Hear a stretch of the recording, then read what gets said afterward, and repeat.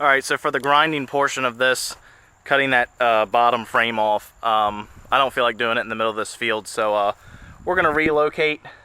I've got a electric outlet pretty close by, so we're going to relocate and start cutting on her.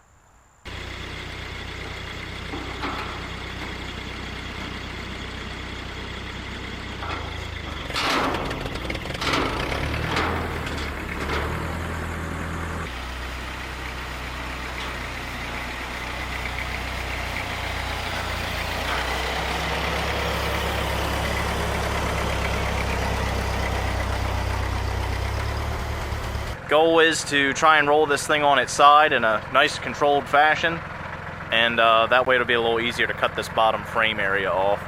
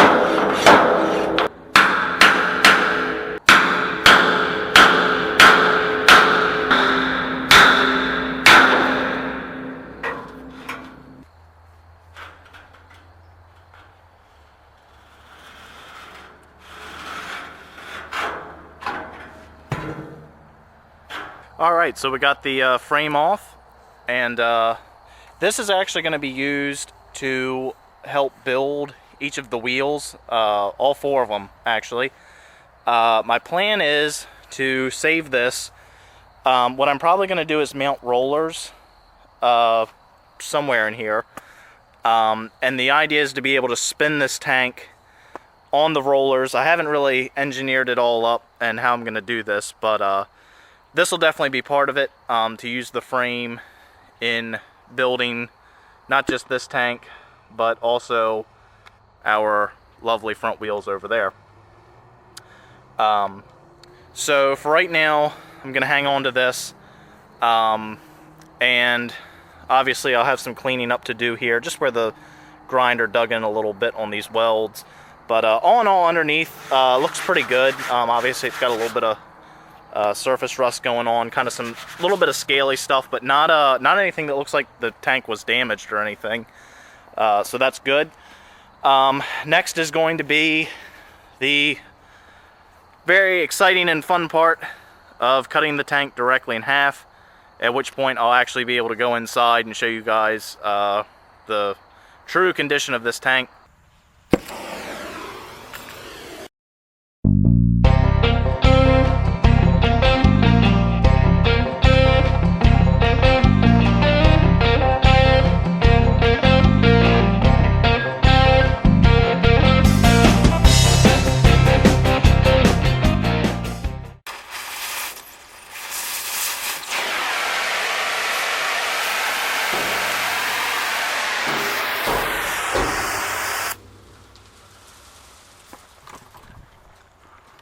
There you have it.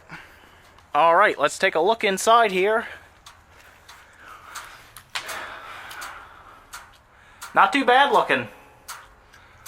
What's really neat is the, you go in here, you can see areas like this. You can still see the mill scale, even like against the back here. You can see where this was the side where the old rainwater and gasoline sat in it. You can see the water line. But even like this stuff here, it's not really damaged the tank. It's just kind of flaked on there. They both have really good metal inside. There's no serious corrosion going on, which is going to make welding really easy. There's no rust holes to patch up, so we're looking really good. But now that the tanks are in two halves, they're a lot easier to deal with. I can roll them around pretty easily and everything. So that's nice. That's going to make dealing with them a lot easier. As you can see, they roll very well. So that's where we're at for now. Alright, so here we are. We are in the garage. Got both the tanks in here. Just starting to try and clean up some of the damage done from removing the this is actually the underside that the framework was under that supported the tank. When you I'm going to try and kind of get here we go. Once you get the light right, I've got it fairly smoothed out. Like I say, this doesn't have to be perfect. Just so that when it's rolling around, you can't really see the dig marks from the grinder. Even this one over here, I've got that one cleaned up. In fact, the only one left is on this side right here. This will kind of give you a good idea what goes on. Every one of these has had a little bit of a weld job done. This one, it's right in here. You can kind of see that weld just a little bit. And like I say, that's where that grinder edge, when I was cutting the weld out, I just kind of went a little tiny bit too far and got into the tank. So that's just to try and hide that. But the main goal here is so that when you take your paint can and you, like say, this is just kind of to get an idea how good of a job we did. When you spray it on there and you let the light kind of roll across, it should look fairly smooth. And this one I did a pretty good job. So if I really want to try and hide where that weld is, I can get some filler and just kind of sand it down. But I'm not really super worried about it. This tank is fairly thick. It's just shy of about an 1/8 inch thick tank.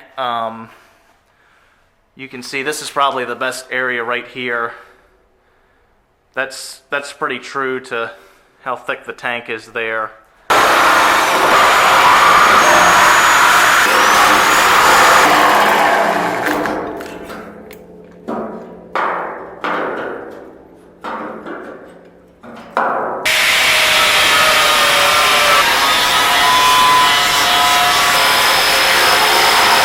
So here's all the pieces cut out. As you can see, this is the rough cut area with the torch, and then this is the nice clean measured area that I cut out with the thin blade on the grinder. So the way this works is these still have the shape of the tank. You can see it's got that curve to it. So what I did is I used this and the rest of these to trace the patches that I want. So as you can see, this one right here would be the largest one. And I just take my Sharpie, run it around. So what I'll do is I'll take that thin blade with the grinder and cut that patch out. That patch has the same curve as the tank, which is what I will use to fill that hole. So that's how you put a patch in. So after a whole bunch of cutting, this is what we are left with. I didn't want to take and cut this right to the edge. Obviously, this is where, when I cut this tank in half with the torch, it's all rough and nasty. So I kind of wanted to come in here a good 1/2 inch or so and get to some good clean metal. And I also left a little bit of space between each of the pieces I cut out, because the second that this tank was cut in half, this open end will flex. I could probably stand on top of this and it would just completely bend it. So I kind of did that just to maintain this end shape until the cutting happens, which is right, hard to see it with the light, but that's our 50-inch mark. Where is it? There it is, 50 inches.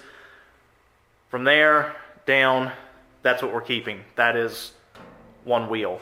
So from here out, this all gets cut off, and that's that. Over here, these are the pieces that came out, and you can see these are their counterparts, just minus the hole. So these will be our patch pieces.